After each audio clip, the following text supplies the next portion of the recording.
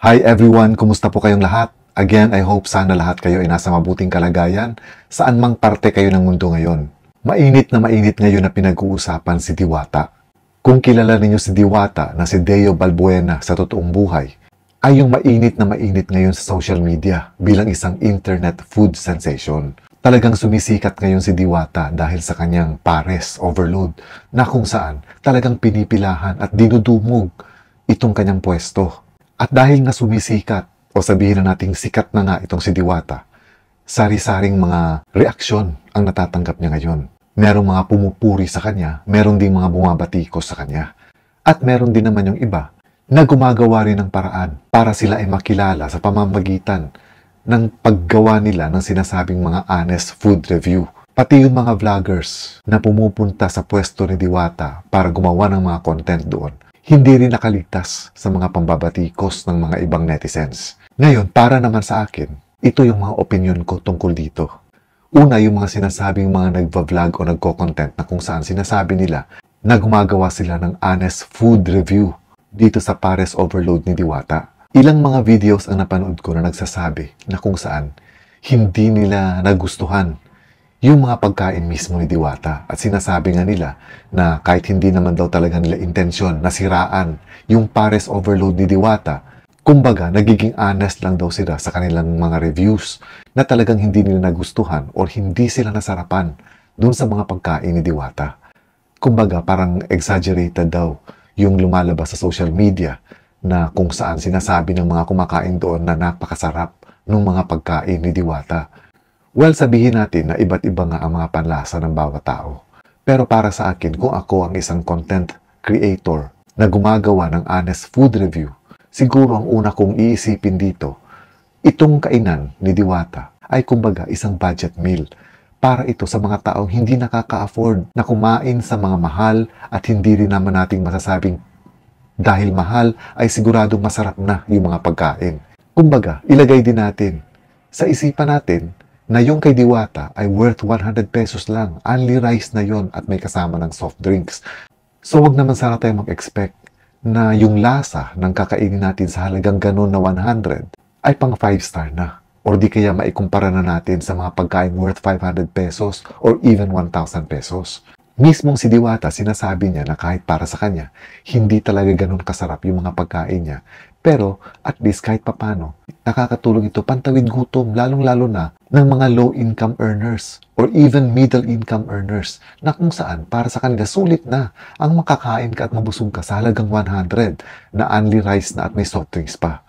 So kumbaga para sa akin, parang misplaced yung ibang mga nagfo-food review na kung saan ang talagang nakikita ko lang talaga doon ay panlalait sa pares overload ni Diwata. Kumbaga itong mga ito, yung parang sila yung nangangailangan ng pansin, kumbaga, para magkaroon ng maraming views at para maiba yung mga content nila. Kaya gumagawa sila ng content siguro na kunwari, honest food review, pero actually, intention nila doon ay para talaga manlait at para maging iba sa ibang mga content creators na gumagawa ng mga videos tungkol sa Diwata pares overload. It doesn't make sense for me na sa halagang 100 pesos, na ganun yung mga kasama sa babayaran mong 100 pesos, ay mag-e-expect ka pa na sobrang magiging masarap yung pagkain. Kaya para sa akin, kung ako yun at hindi ako nasarapan, dun sa kinain ko, halimbawa, sa pares overload ni Diwata, siguro hindi ko na ito gagawa ng content at hindi na rin ako babalik doon para kumain. Ganun na lang siguro ang pinakamagandang pwede kong gawin. Lalong-lalo na, hindi naman hinihingi ni Diwata ang mga opinion natin. At hindi rin puwersahan yung mga taong pumipila dun sa paresan niya para kumain. So sino tayo ngayon para magbigay ng mga judgment natin na mga unsolicited naman? So ito ay opinion ko lang din. Ngayon, doon naman sa mga sinasabi nilang ginagatasan si Diwata ng mga vloggers, para sa akin, hindi naman ako agree dito. Unang-una, nasa public place yung kainan Diwata. Pangalawa, galing mismo kay Diwata, sinasabi niya na walang problema sa kanya kung kinokontent man yung kanyang kainan. Kung tutuusin, para sa akin, nakakatulong at malaking tulong kung kinokontent ito ng mga vloggers. Dahil dito, nagkakaroon ng free advertisement yung kainan ni Diwata. So, kumbaga, hindi ako agree doon sa sinasabi na ginagatasan nila si Diwata. Dahil unang-una, wala naman silang hinihinging bayad kay Diwata para i-promote yung kanyang kainan or gawing content yung kanyang kainan. Ibang usapan, kung yun gumagawa ng mga content ay yung mga paninira tungkol sa kainan ni Diwata, baka ito pa yung pwede kong sabihin na nanggagatas kay Diwata. Pero itong mga vloggers na kung saan kumakain lang doon at kinukwento yung kanilang mga karanasan doon sa kainan ni Diwata o di kaya ini-interview mismo itong si Diwata, para sa akin, walang masama dito. In fact, maraming malalaki at sikat na vloggers na rin ang gumagawa nito kay Diwata, katulad ni Julius Babaw, ni Alex Gonzaga, ni Brand Damage, at kung sino-sino pa. So, kumbaga, agree ako doon sa sinasabi ni Diwata na malaking tulong ito sa kainan niya para makilala palalo at mapag-usapan palalo. Free publicity na rin ito. At dahil nga dito sa kumakalat na mga videos ni Diwata sa social media, naimbitahan tuloy siya na mag-guest mismo sa Batang Quiapo ni Coco Martin. So malaking tulong talaga ito sa kanya. Ngayon naman, tayo sana, mismo na rin galing kay Diwata, sinasabi niya na bawal daw umangat sa Pilipinas. Parang totoo rin kasi yun. Dahil kapansin-pansin nga na kapag sumisikat na isang tao, unti-unti na siyang hinihila pababa ng mga kapwa Pilipino niya. Huwag naman sanang ganun. Masipag at nagsusumikap itong si Diwata para gumanda yung buhay niya at buhay ng pamilya niya. So sana bigyan natin siya ng pagkakataon. Dahil malinis naman at maayos naman yung kanyang hanap buhay. Hindi naman siya nagbebenta ng droga. Hindi naman siya nakikipagsabwatan sa mga gangs. At wala rin siyang tinatapakang mga tao. So bakit hindi na lang natin siya hayaan and leave Diwata alone?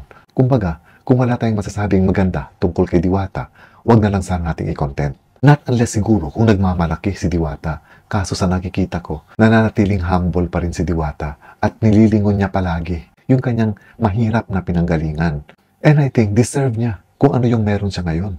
So instead na hilain natin siya pababa, bakit hindi na lang natin siya tingnan bilang inspirasyon natin na walang imposible sa mundong ito, na kung gugustuhin natin, meron talagang magandang mangyayari sa mga buhay natin. Kasi katulad nga ng kwento ni Diwata na kung saan, dati, tindero siya ng mga kangkong, nakatira siya sa ilalim ng tulay, at kung ano-ano pang mga ginawa niya para lang mabuhay sa Manila. At ngayon na medyo umaasenso na siya paunti-unti at paunti-unti niya nang nakukuha yung mga pangarap niya, huwag naman sana natin itong biglang putulin dahil lang hindi natin nagugustuhan na umaangat yung isang tao. Inggit na ang tawag sa ganun. Hindi na ito magandang asal. At para naman kay Diwata, sana patuloy siyang maging mapagkumbaba at patuloy pang lumago yung negosyo niya. Dahil kapag kalalago lalo yung kanyang negosyo, mas marami pa siyang matutulungang mga tao na magtatrabaho para sa kanya. In fact, ang pinakahuling narinig ko ay nakipag-usap na si Diwata with ICTPH para sa launching ng pagkakaroon ng different branches ng kanyang kainan sa iba't ibang panig ng Pilipinas. Parang magkakaroon yata ito ng franchise opening. So palakpakan na lang natin itong nangyayari kay Diwata at huwag na nating isipin pa, nasiraan pa ang isang taong matinong nagtatrabaho at unti-unting nagiging asensado. At huwag din nating kalimutan, budget meal ang kainan ni Diwata.